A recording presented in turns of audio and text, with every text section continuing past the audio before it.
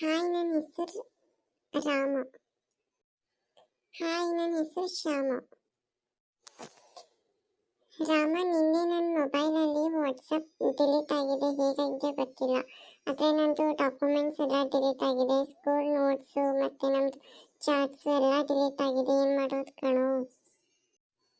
ಹೌದಾ, ಈಗ ಹೊಸ ಒಂದು ಆಪ್ಷನ್ ಬಂದಿದೆ ವಾಟ್ಸಪ್ಪಲ್ಲಿ.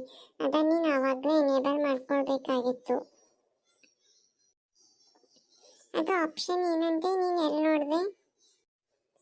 ಆ ಆಪ್ಷನ್ನ ನಾನು SB new tech in Kannada ಅನ್ನೋ ಒಂದು ಯೂಟ್ಯೂಬ್ ಚಾನಲಲ್ಲಿ ನೋಡಿದೆ. ಅವರು ಇದೇ ಥರ ಬಹಳಷ್ಟು ಇನ್ಫಾರ್ಮೇಷನ್ ಕೊಡ್ತಾರೆ. ಅದಕ್ಕೆ ನಾನು ಸಬ್ಸ್ಕ್ರೈಬ್ ಆಗಿರೋದು.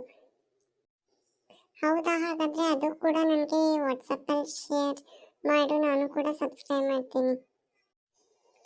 ಓಕೆ, ಮಾಡ್ತೀನಿ. ಇಲ್ಲಿ ನೋಡು, ನಾನು ತೋರಿಸ್ತೀನಿ ನನ್ನ ಮೊಬೈಲಲ್ಲಿ.